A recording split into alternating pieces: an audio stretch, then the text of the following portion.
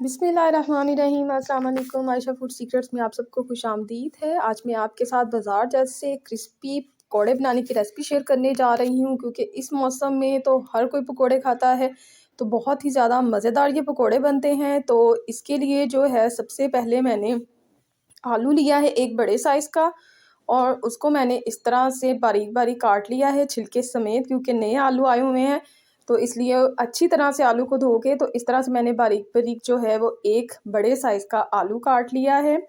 और इसके बाद जो है, एक अदद बड़े साइज़ की जो प्याज है उसको भी मैंने इस तरह से चॉप कर लिया था बारीक बारीक, और इसके जो लच्छे थे वो हाथों से अलग कर लिए थे मसल के। और इस तरह से जो पकौड़े हैं वो बहुत ज़्यादा क्रिस्पी बनते हैं। तो ये मैंने प्याज शामिल कर दिया है, और इसके बाद अब मैं इसमें शामिल कर रही हूँ एक मुट्ठी भर के हरा धनिया, और 4 से 5 अदद जो हैं मैंने मिर्चें गोल गोल काट ली थी, और ये शामिल कर दी हैं। और इसको मैं मिक्स करूँगी ताकि तमाम सब्जियां हैं जो अच्छी तरह से मिक्स हो जाएं और वो जो है अपना पानी जो रिलीज़ कर दें।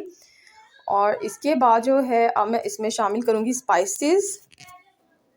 तो सबसे पहले इसमें मैं शामिल कर रही हूँ 1 टीस्पून कुटी हुई लाल मिर्च। इसका जायका बहुत ही ज़बरदस्त लगता है पकौड़ों में। और इसके बाद 1 टेबलस्पून साबुत धनिया शामिल कर दिया है, 1 टेबलस्पून ही सफ़ेद ज़ीरा शामिल कर दिया है, और ये 1 टीस्पून चाट मसाला ये लाजमी आपने शामिल करना है, बहुत ही ज़बरदस्त इसका टेस्ट आता है। और 1 टीस्पून हल्दी पाउडर शामिल कर दी है, और 1 टीस्पून ही पिसी हुई लाल मिर्च शामिल कर दी है, और नमक जो है 1 टीस्पून के करीब शामिल कर दिया है, क्योंकि चाट मसाले में भी नमक है।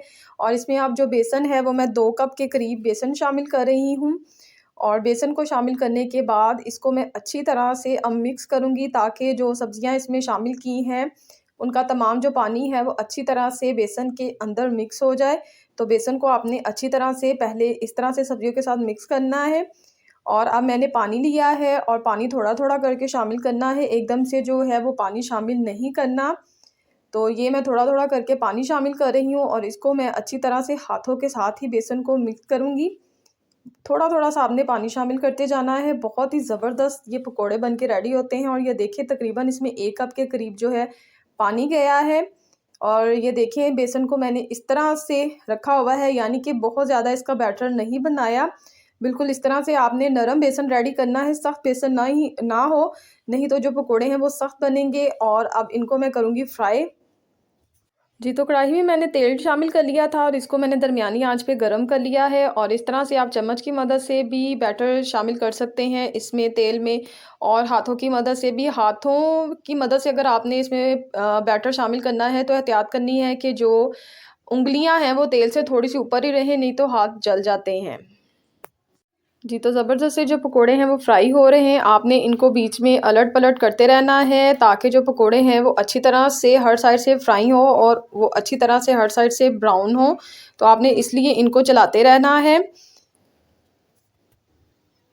जी, तो ज़बरदस्त से जो पकोड़े हैं वो फ्राई हो चुके हैं, और इनका जो ऑयल है आपने अच्छी तरह से इस तरह से छान लेना है, ताकि ऑयल जो है वो अच्छी तरह से निकल जाए। और इसके बाद जो है आपने पकोड़े निकाल लेने हैं। और अब मैं जो है पकोड़े निकाल रही हूँ, और बाकी के जो पकोड़े हैं वो फ्राई कर लूँगी, और इसके बाद मैं इन पकोड़ों को करूँगी सर्व।